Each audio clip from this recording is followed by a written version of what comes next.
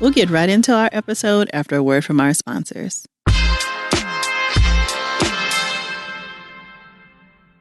Imagine being debt-free. Imagine all that stress and anxiety going away.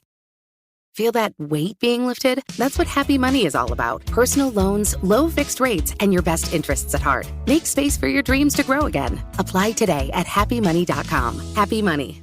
Fund your happy. NMLS ID number 1396805. Not all applicants may qualify. Loans are not offered in Massachusetts and Nevada. Happy Money works with lending partners who originate the loans. Additional terms, conditions, and eligibility requirements may apply. Have you ever thought about your car personality? What's your vibe? Do you like the classic fully gas-powered engine? Are you a best of both worlds type, driving on battery power while keeping gas on reserve? Or are you more inclined to choose a convenient hybrid ride? Whichever your vibe, there's a Hyundai Tucson to match and powertrain to get you there. Okay, Hyundai. Visit HyundaiUSA.com to learn more about the 2023 Hyundai Tucson.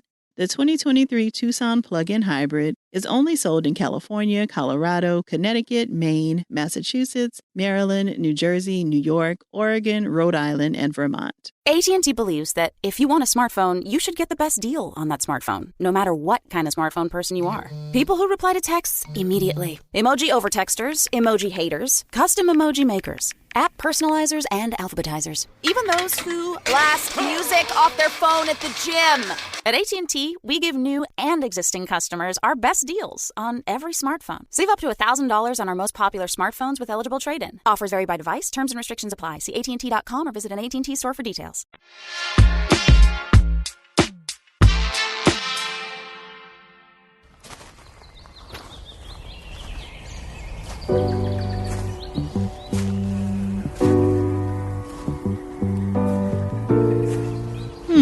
Let's see.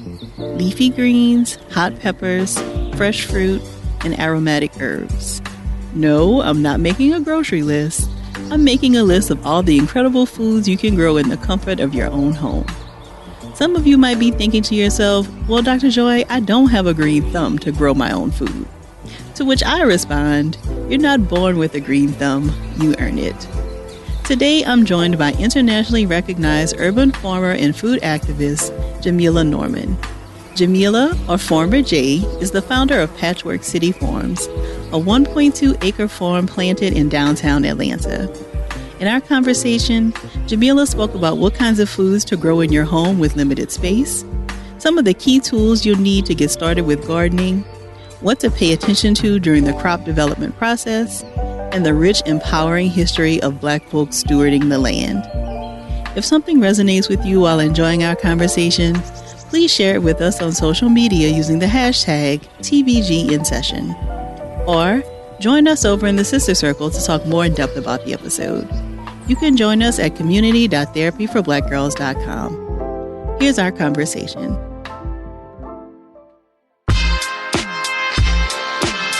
Thank you so much for joining us today, Jamila. Thank you so much for having me. I'm really excited for the conversation. Yeah, so I would love if you could get us started by talking about who in your family got you into farming. Talk to us about your ancestral ties to farming. Yeah, my ancestral ties to farming, it's really through my parents, right? My family from the Caribbean, my mom is from Jamaica, my dad is from Trinidad. They're the ones that grew up with a farming background. Their grandparents were the last farmers on both sides. And my mother really talked a lot about her childhood growing up in Jamaica. She was raised by her grandmother, so my great-grandmother and great-grandfather. She was raised by them, and they lived off the land. They lived in a small village up in the mountains in Jamaica. And then my parents met in New York. So even though I grew up in New York, I also got an opportunity to live in Trinidad for a couple of years on and off over a 2-year period to visit my dad's home country, and just being surrounded by fresh fruits and vegetables. And that memory definitely stayed with me. And it just was something that I knew growing up, even being born and raised in New York, I just knew I wanted to have for myself at some point.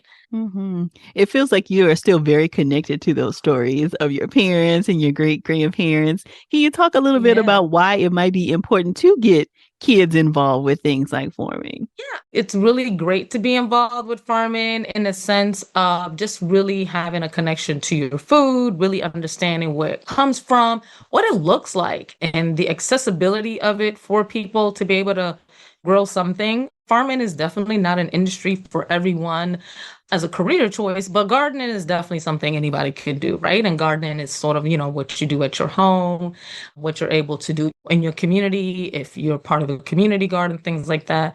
So it brings a lot of joy. It kind of slows you down. It kind of gets you connected to the cycles of nature. It just really gives you a different perspective in life on just how the natural world is operating around us, for us, how we can be part of it really actively, whether it's food and medicine, beauty, clothing, shelter, all those things come from the land. It's really rewarding when you get to practice that through gardening, through farming. Mm-hmm. So you mentioned being born and growing up in New York, and I think a lot of our community also live in cities like New York and places where they have limited space, right? So people are talking about like trying to start gardens from their balcony or from their window and those kinds of things. What kinds of foods would you recommend for people who have limited space? Yeah, I mean, one of the easiest things are definitely like herbs. Herbs are really easy. They add a lot of flavor, and leafy greens are really easy and rewarding. Some things that don't necessarily take a lot of skill, but it might take a little bit of time, or like things like onions, garlic, like that. You kind of just stick it in the ground and you leave it for 6 months and you come back and harvest it. It's not a whole lot. They're not really fussy plants, but they just take time. So yeah, especially people with balconies or growing in containers, I always tell people to kind of start off with herbs, leafy greens, and that can be from lettuces to arugulas to kale to collards to your mustard greens. So just kind of find out whatever that sort of leafy green that is probably really culturally relevant to you. And then some herbs are perennial, like you plant them one time and they just keep producing year after year. Some things you have to plant every year. And then, also depending on kind of where you are. If you are in a climate that gets cold, or if you're in a climate that's warm, it'll help determine some of the things you can grow and the varieties as well.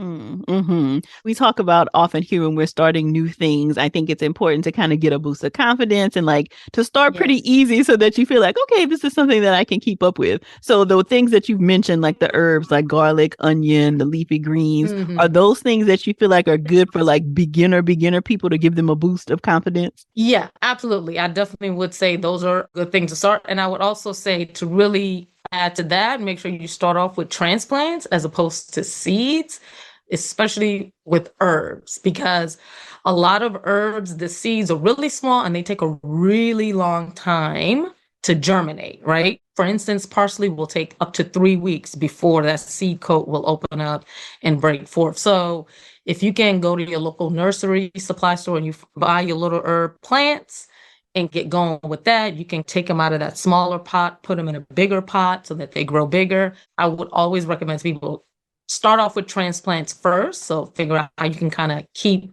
your plants going, figure out how to water it, how much light and everything you need. And then seed starting is sort of like another level, right? I think a lot of people think, oh, just get some seeds, throw it in the ground, it'll grow.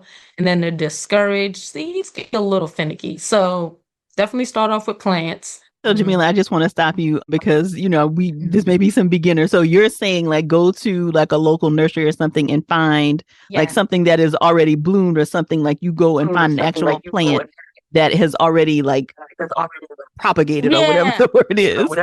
Absolutely. Yeah. So they're called transplants, right? So, you're going to go find the baby plants at your, I don't know, your Home Depot, your Ace Hardware, your Lowe's, your Pike's Nurseries, whatever that garden center is. And usually they'll have a section where all the edible things, right? And so, you'll find a little small rosemary or you'll find a small oregano or something like that.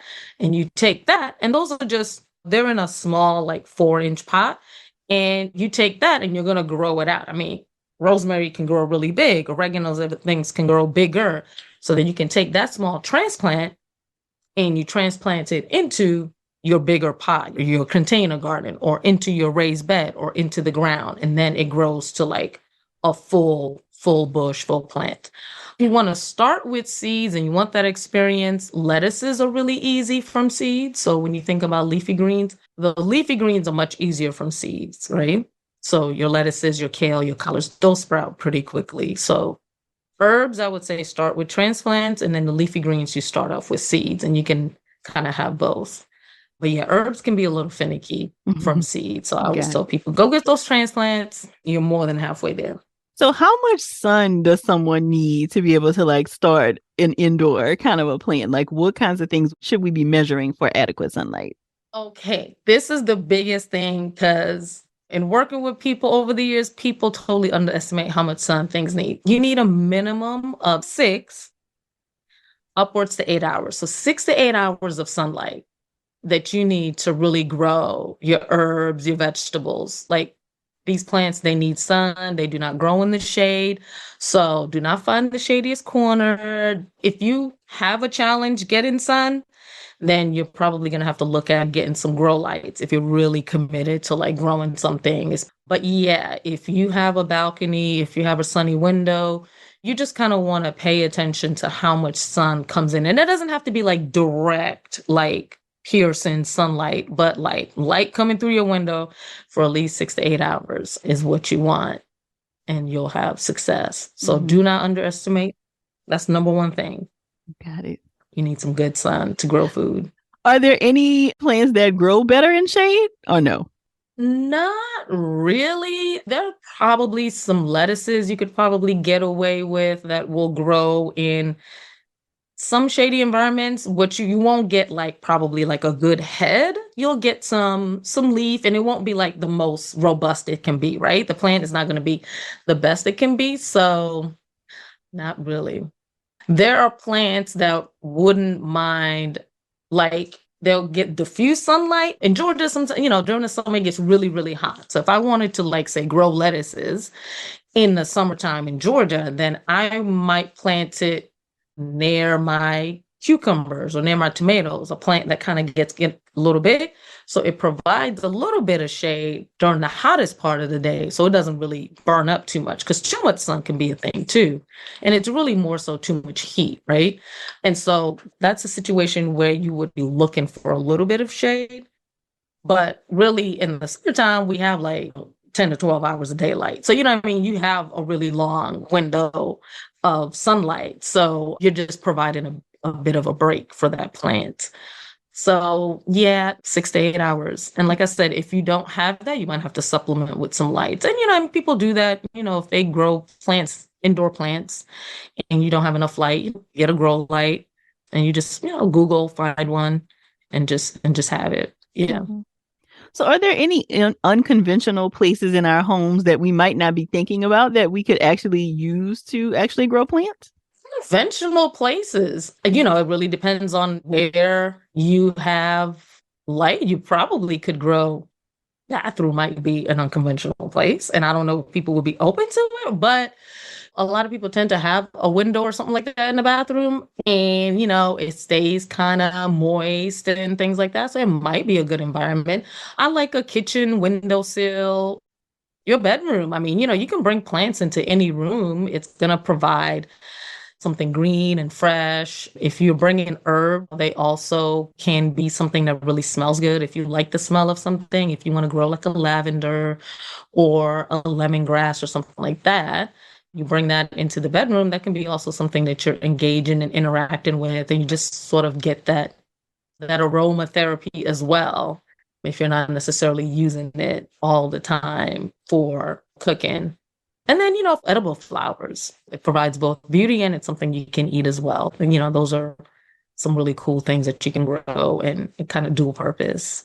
So talk to us about what other things we need to get started with farming or having a small garden. So you've already talked about like pots so that we can like repot the small transplants that we get from the store. What other kinds of things do we need to get started?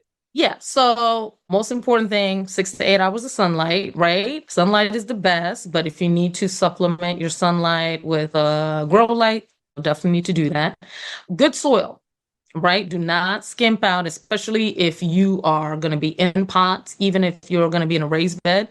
Try to buy the best soil that you can afford and really look for a soil that is formulated for growing food, especially if you're buying it in bags.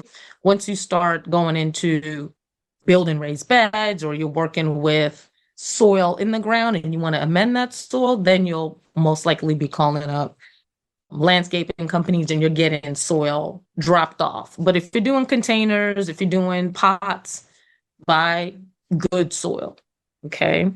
Not soil conditioner, that's not a soil. Don't buy the cheapest stuff. Buy the best stuff you can afford, right? Because the soil is everything, the plants are growing. Like that's the medium that's going to give them the nutrients and everything they need. And of course, water, right? And it needs your attention and your love. It needs you to pay attention to it, make sure it's watered. And really, the container, you can get real creative with containers. I mean, people grow in grow bags, people grow in old potato sacks, you can grow in gallon-sized bottles that you chop the top. I mean, like, you can get really creative. The container really is just to hold the soil, and you want to make sure whatever container you use has drainage holes on the bottom, right? And so on the bottom, if you're repurposing something, make sure you figure out a way so that if you overwater it, it doesn't soak the roots. A lot of roots don't like to sit in water. But yeah, sun, soil, good soil. You get your plant, you get your good seeds. With seeds, you have to be careful in the sense of making sure that you don't use super old seeds, because the older seeds are, the less likely they are to germinate, especially if they haven't been stored well. Try to get fresh seeds. So definitely, I would say the necessary elements are making sure you have good amount of sunlight, and if not sunlight, supplementing with a grow light, having really the best soil that you can buy, and obviously water. Rainwater is best if you can collect rainwater. Oh my God, plants love, love, love, love rainwater. The next thing is, yeah, you can use tap water, absolutely.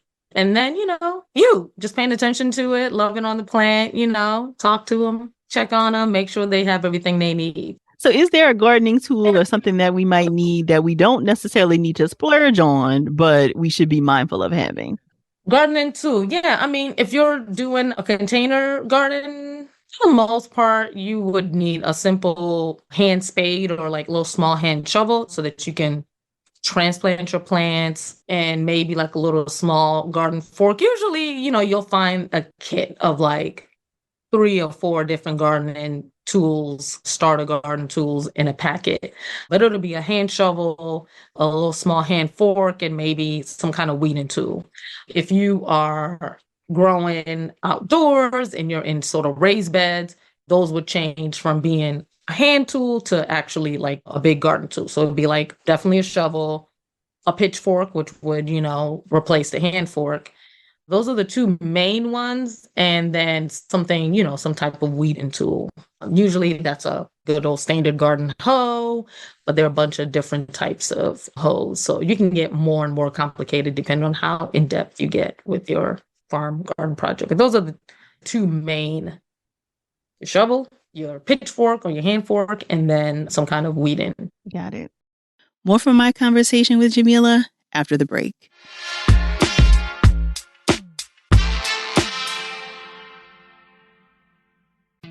Money can be a tool for happiness, like when a Happy Money personal loan eliminates your credit card debt. Yeah, that kind of happy. For personal loans with low fixed rates and your best interests at heart, apply today at happymoney.com. Happy Money. Fund your happy. NMLS ID number 1396805. Not all applicants may qualify. Loans are not offered in Massachusetts and Nevada. Happy Money works with lending partners who originate the loans. Additional terms, conditions, and eligibility requirements may apply. AT&T believes that if you want a smartphone, you should get the best deal on that smartphone, no matter what kind of smartphone person you are. The out-of-the-blue video callers who could just text, people who reply to text immediately, even ghosters. Emoji over texters, emoji haters, custom emoji makers, app personalizers, and alphabetizers. Those who meet people through apps and end up with 4 different mystery gems saved in their phone. Even those who blast music at a maximum off their phone at the gym. The maximum brightness readers, the minimum battery havers, and all the others who live on the edge, like the caseless smartphone people among us. At AT&T, they give new and existing customers their best deals on every smartphone. Save up to $1,000 on their most popular smartphones with eligible trade-in. Offers vary by device. Terms and restrictions apply. See att.com or visit an AT&T store for details. Get 2023 off to a great start by putting your career on the fast track with free one-on-one job coaching sessions available through the 100,000 Careers Initiative, a mission to empower Black job seekers that's sponsored by the Black Information Network and Career Builder. Connect with an expert who can answer your questions and help define your career goals. Afterwards, you'll receive a personalized post-session report detailing your interview strengths and what you can do to improve. Book your free one-on-one job coaching session today at careerbuilder.com/BIN.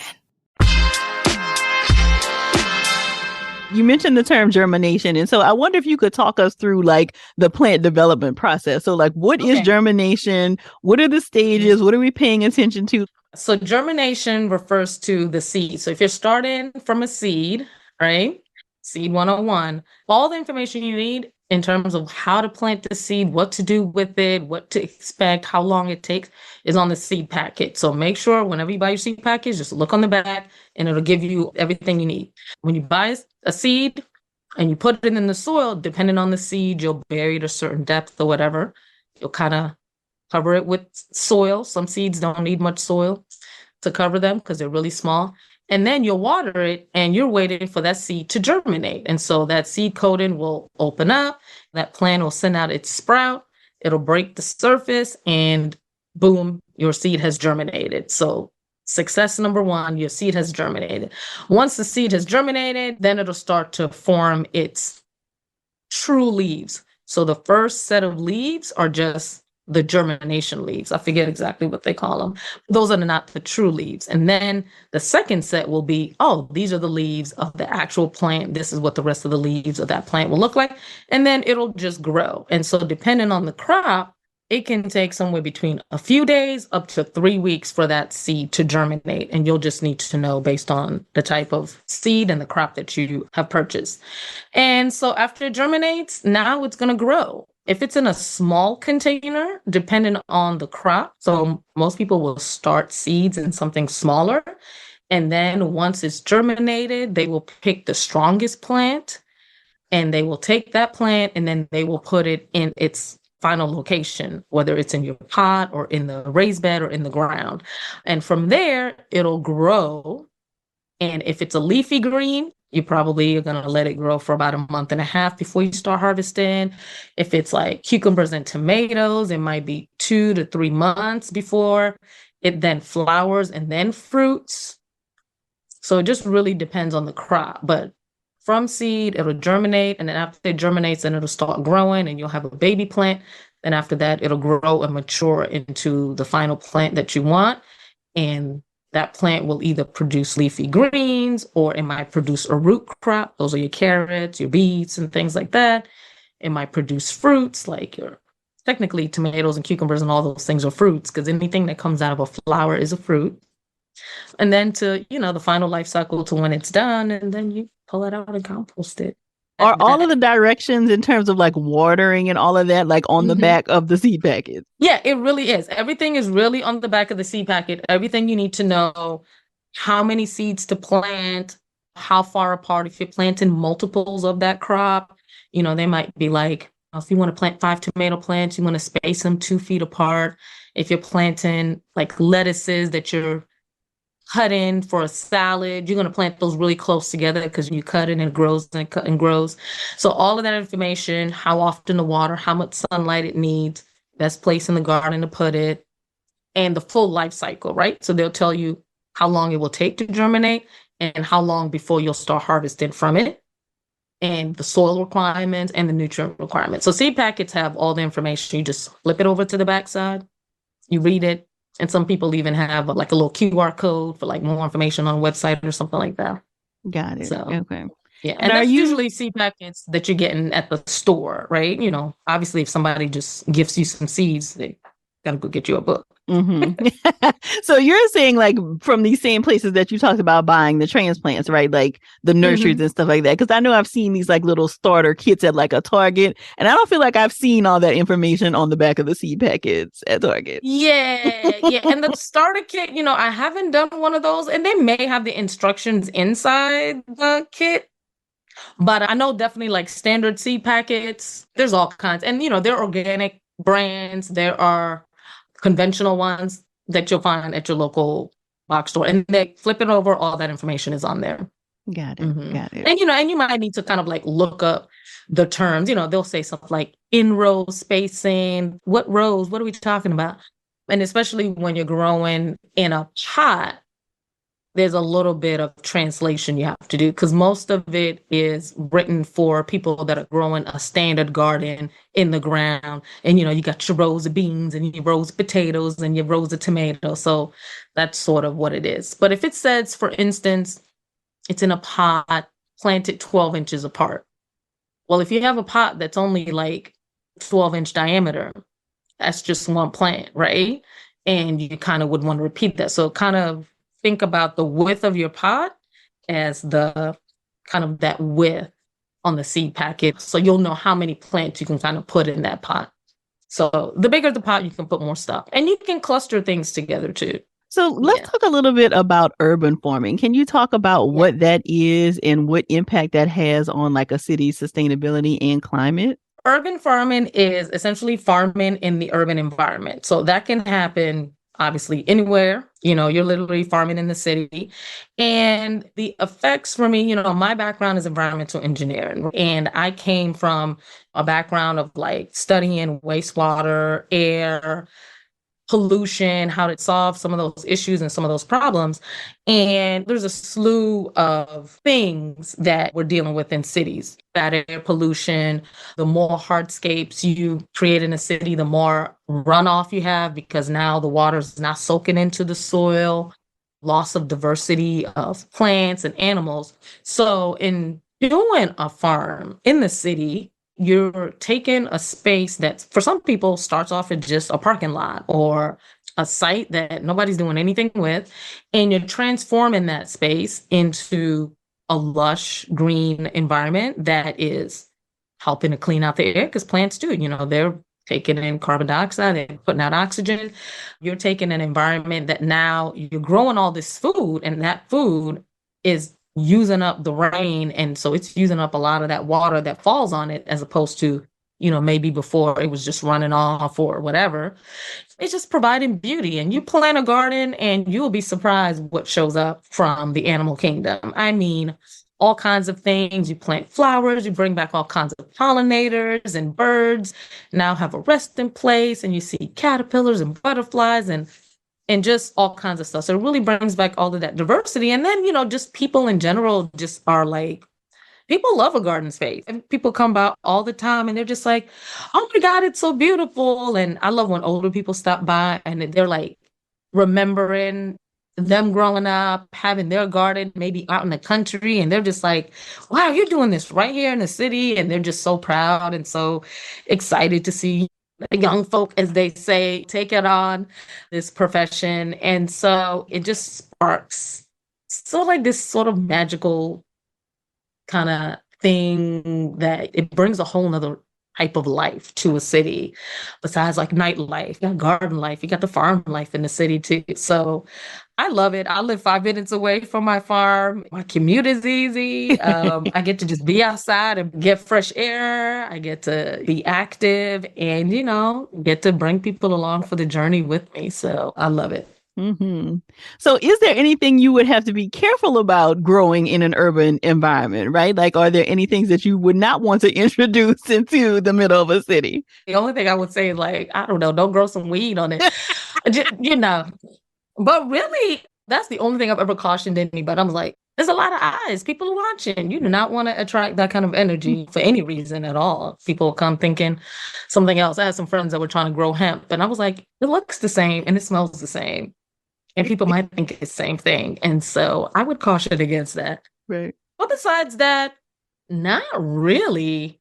I wouldn't say there would be anything that I wouldn't grow. I would say that some of the challenges of growing in an urban environment is all the things that are challenging about being in an urban environment. People stealing stuff and just a little bit of vandalism. But, that comes with just being in an urban environment. I've got friends that don't grow in urban environments and have, dealt with some of the same stuff. So it's just like regular human existence stuff. Mm-hmm. But besides that, one thing you do want to be careful of, be mindful of the space that you're going to be growing on, right? If you're in an urban environment, some spaces have a tendency to maybe have had a previous history where, I don't know, let's just say it was a gas station. I would not recommend you try to start a garden on a gas station or a laundromat, just because the chemicals, the oils, the gas, that kind of stuff is in that soil, it's in the ground, and plants really do take up whatever's in the soil. And so EPA has some recommendations around what to do. You would want to test your soil. I definitely tested my soil before I started growing.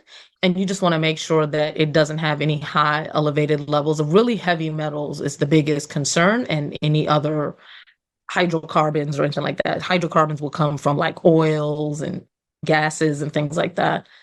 So yeah, I mean, that is the only thing I would say to really be mindful of in an urban environment is know the history of the site that you're getting ready to grow on, if it's like a standalone site, and try to test that soil. If you're not able to do that, then most people would say grow in a raised bed or grow in containers so that you're not really growing in that soil in the ground, and you're growing in soil that you brought in. Mm-hmm. Got it. So can you give us some tips about how we might identify what would be native or would typically thrive in our geographical location? So I'm guessing I'm also here in Atlanta. So what we would grow here might be different than somebody who would be maybe in Arizona. How do we know what will thrive depending on our geographics?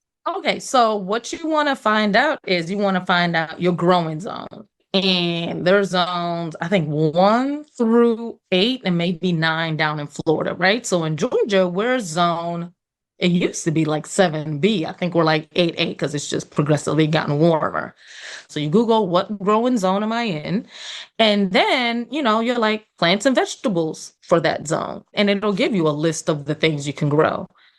The difference between the zones is how long of a growing period you have.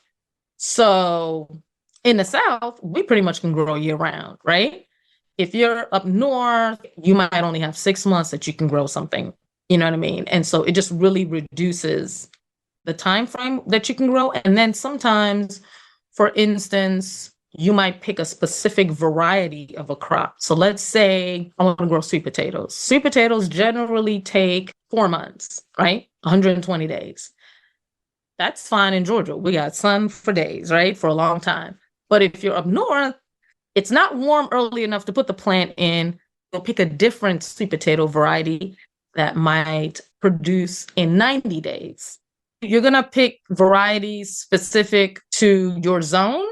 And then there are just some things you won't be able to grow in certain zones, right? Just because they just don't do well with the cold or they don't really do well with the heat. So yeah, find your growing zone and then just find out what those fruits and vegetables and the varieties that you can grow in that zone. But generally, again, I mean, not to be like, I should have stock in these big box stores, but what they are carrying locally are the things that can grow in your region, right? They're shopping for the region. And then if you want things that are, say, not in that store, then, you're going to have to kind of do a little bit more research, go online, find different varieties.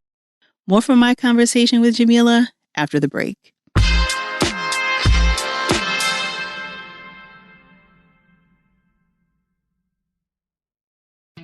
Money can be a tool for happiness, like when a Happy Money personal loan eliminates your credit card debt. Yeah, that kind of happy. For personal loans with low fixed rates and your best interests at heart, apply today at happymoney.com. Happy Money. Fund your happy. NMLS ID number 1396805. Not all applicants may qualify. Loans are not offered in Massachusetts and Nevada. Happy Money works with lending partners who originate the loans. Additional terms, conditions, and eligibility requirements may apply. AT&T believes that if you want a smartphone, you should get the best deal on that smartphone, no matter what kind of smartphone person you are. The out-of-the-blue video callers. Video callers who can have just text. People who reply to text messages immediately, even ghosters. Emoji over-texters, emoji haters, custom emoji makers, app personalizers, and alphabetizers. Those who meet people through apps and end up with 4 different mystery gems saved in their phone. Even those who blast music at maximum off their phone at the gym. The maximum brightness readers and minimum battery havers. And all the others who live on the edge, like the caseless smartphone people among us. At AT&T, they give new and existing customers their best deals on every smartphone. Save up to $1,000 on their most popular smartphones with eligible trade-in. Offers vary by device. Terms and restrictions apply. See att.com or visit an AT&T store for details. If you've made a New Year's resolution to improve your career, get your job search off to a great start with a free one-on-one job coaching session available through the 100,000 Careers Initiative, sponsored by the Black Information Network and Career Builder. Get connected with an expert in your desired field who can answer your questions and help you discover your strengths. Or use your free coaching session to review and perfect your resume. Book your free one-on-one job coaching session today at careerbuilder.com/BIN. So each episode of your Magnolia Network HBO show has a different theme. So the themes are patience, discovery, inspiration, different themes, different life skills. Can you talk about the skills that are important in farming and why that was important to kind of name them in that way? Skills that are important, I would say definitely patience is a good one. Like discovery, just being open to the journey, not being super tied to an outcome. Look, I still have crop failures. I still have things that I try a little bit different. Even after 13 years of doing something, things go wrong. You're just, the weather is different, or you try a different variety and they were like, oh, this is supposed to do this. And you try and you're like, well, that didn't do that. Or, just be open to constantly learning, being patient, and just be excited. People are like, well, I don't have a green thumb. Well, hey, none of us have one until we do, right? Because it's practice. If it's something that you're really committed to, you're just going to do a lot of reading, definitely connect with your broader community of other people that are growing, problem solve with other folks. Hey, did this do this for you? Because today, or people take notes. Journaling is really good to know what you did, where it worked. Sometimes plants can, I planted it over here. It didn't do so well. Let me try it over here. And then you're like, oh, wow, this is the good spot for this plant. So yeah, just those qualities of just constantly being open to learn, being patient, observant, and just try to build a community around you of people that are doing it that you can talk to and constantly be learning, reading, educating yourself. I mean, I read all about gardening. I read gardening books for years long before I even started a garden. I just knew it was something I wanted to do. So I just was just filling myself with information, thinking about it. And then, the opportunity presented itself and I went for it. Mm-hmm. So, yeah. So you mentioned something that I want to follow up on, Jamila. You talked about the failure that sometimes happens, when a crop doesn't happen. Can you talk a little bit more about how you feel like you are paying attention or tending to your mental health as a farmer? What kinds of things pop up that people might not anticipate that they may want to know about? The biggest thing really as a farmer is the weather. That is the thing that you can do all the right things and then something crazy happens, too much rain or it's dry for a really long time. You know what I mean? So a drought. In Atlanta, we literally just had a major super freezing cold storm event. It was -10 below. Me and all my farmer friends, we covered all of our beds and our plants. And, I had 70%, 80% crop failure, in terms of full grown plants that are just gone. So, it happens. That part of farming can be definitely when you talk about mental health, farmers just being oh my God, what am I going to do?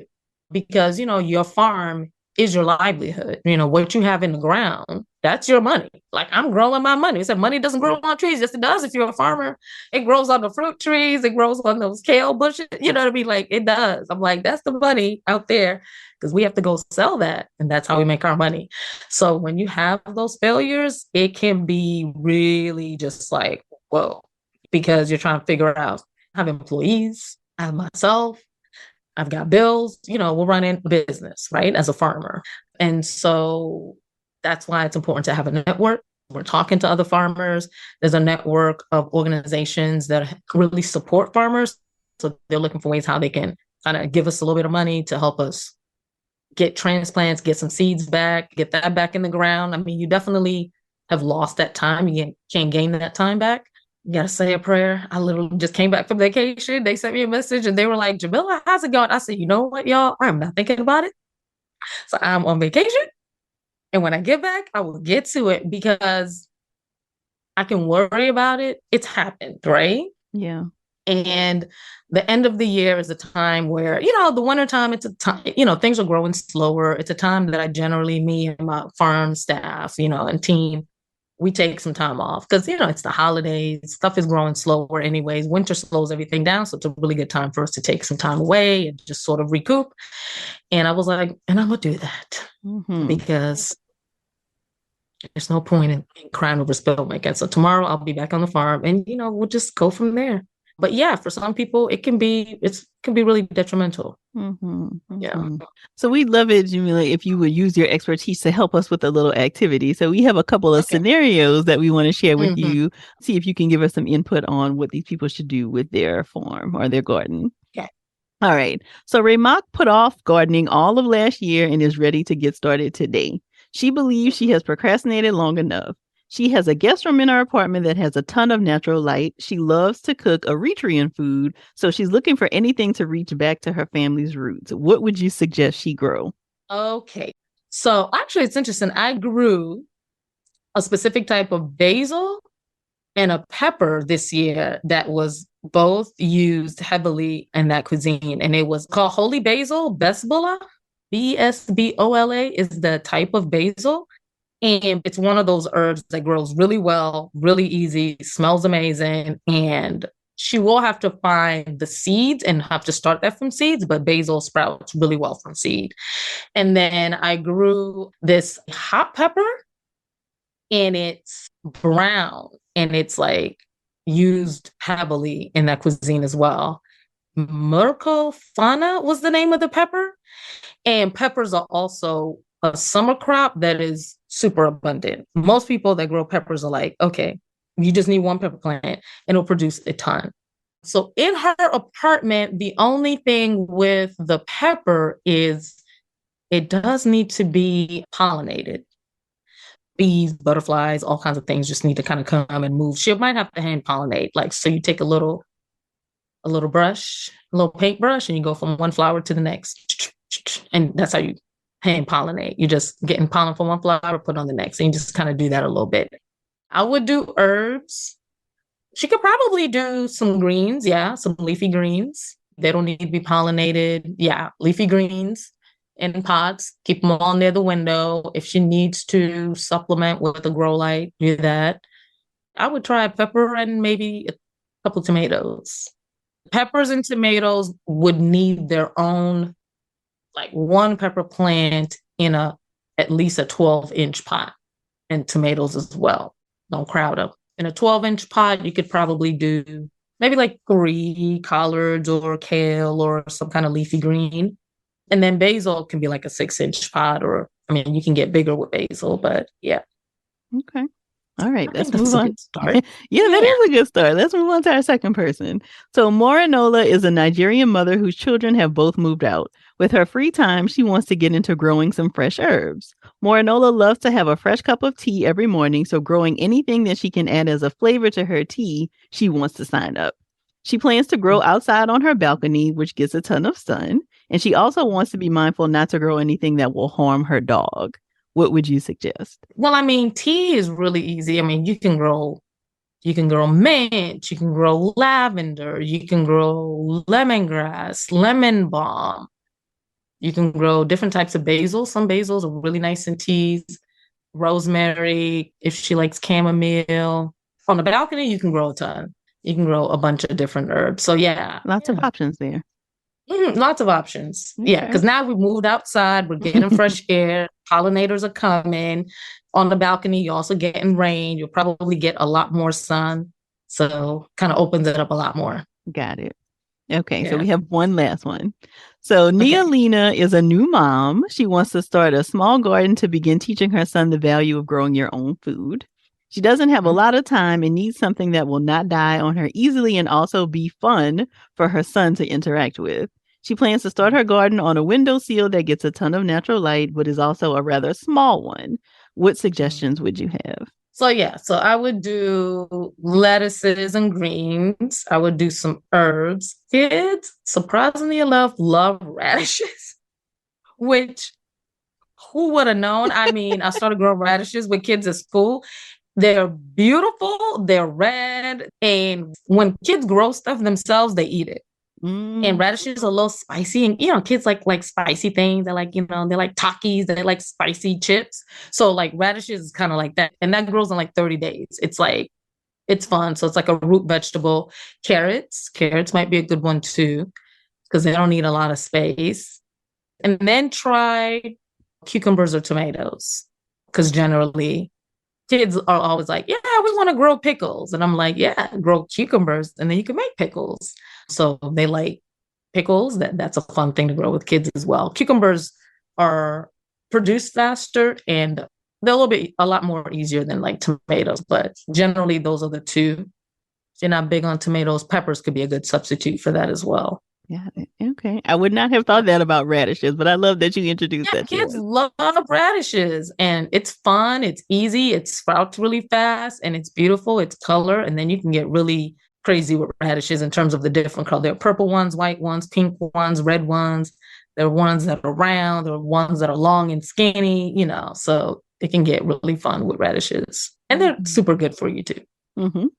Got it. So something that you mentioned earlier, Jamila, that I want to go back to, you talked about like how you will have sometimes elders visit the garden and really kind of feel like reconnecting to history and kind of reconnecting to an older time. And that's something else that's, I think, really important about your work is that there is a clear reverence of like the history of Black folks in gardening and in farming. Mm-hmm. Can you talk a little bit about maybe something that's overlooked related to Black farming that you think people should know? Yeah.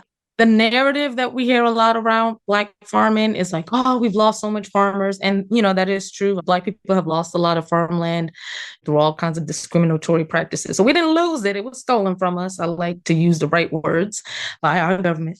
That I don't think people really think Black people are that connected to farming and to the land. And, we really are. We have been carrying ancestral knowledge for a long time. So part of the reason we were brought to this country, not just labor, but really the knowledge that we had of working the earth, of growing things, of cultivating, clothing, cotton, shelter, all the things.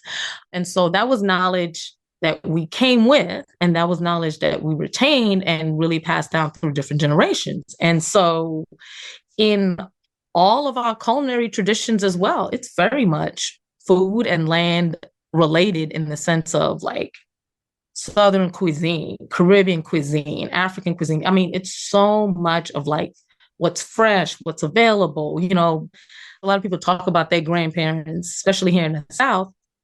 How we used to go down South, we'd visit our grandparents and we'd go out into the garden and you'd pick your peas or you pick your greens or you do this or you do that. And, I have memories of doing that when we lived in Trinidad. We would harvest vegetables, we'd harvest fruit off the tree, go up to the mango tree, get this, go get your tamarind, go get this. And, we would be using that to prepare our meals for the week.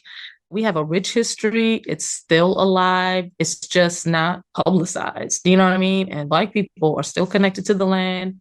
They're out here doing it. They love it. They have a deep respect and a reverence for it. And we know it's part of our healing and it's part of our story and it will always be part of our story. Something else that you talk about is food sovereignty. So can you say a little bit about what that means to you and how it impacts us as Black folks? Food sovereignty is really about having control of the food that you're consuming, having access to it, and also food that's culturally relevant, food that is necessary for your cultural expression through food, because food is culture, and just being in the position to be part of creating food that is feeding your community, right? You're cultivating that food with a certain type of intention, of healing, of growth, of culture, of togetherness. And so that is going to carry on through the people that are engaging with you, that are buying from you, that are all of that. And people want to see themselves reflected in the things that they're engaged with. If you're going healthy or going to the farm to table movement or what have you, and it all looks like everybody else, it doesn't feel like there's a space for you there or that you should be there. Or it's like, that ain't for me. You know, and you hear people say that, well, that ain't our thing. Yeah, it is. It actually was our thing before it was anybody else's thing. I'll be going off on people sometimes. Look here, let's talk about history. So it's really important for us to get connected. And again, like I said, everybody doesn't have to be a farmer, doesn't have to get into farming, but being connected to it, engaging with it, find your Black farmers, support them. If there's an opportunity to bring that to your school or your community or your neighborhood, support it in some way and just uplift and highlight and just do the work of being connected in some way. Mm-hmm. So speaking of connection, how can we stay connected to you? What is your website as well as any social media handles you'd like to share? I am patchworkcityfarms.com. It's Patchwork City Farms on Instagram and on Facebook. And on the website, I have all the information about how you can support me kind of locally in buying fresh produce. I do online sales, and you can come to some local farmers markets.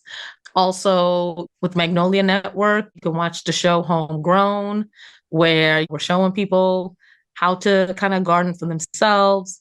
And that's available through HBO Max and Discovery Plus. The best way to contact me is an email and not through the DMs on the socials. I'm a little bit older than I probably present. And I am like, I cannot do business on the Insta. So yeah, emails, farmerj@patchworkcityfarms.com is the best way. Perfect. Well, we will be sure to include all of that in the show notes. Thank you so much for spending some time with us today. Thank you for having me. I'm so glad Jamila was able to share her expertise with us today. If you're interested in watching her new show, Homegrown, it's now streaming on HBO Max, Amazon, and Discovery Plus. To learn more about her, you can also visit therapyforblackgirls.com/session290. And don't forget to text 2 of your girls and tell them to check out the episode right now. If you're looking for a therapist in your area, check out our therapist directory at therapyforblackgirls.com/directory. And if you want to continue digging into this topic or just be in community with other sisters, come on over and join us in the Sister Circle. It's our cozy corner of the internet designed just for Black women. You can join us at community.therapyforblackgirls.com.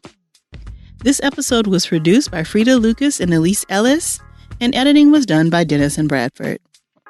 Thank y'all so much for joining me again this week. I look forward to continuing this conversation with you all real soon. Take good care.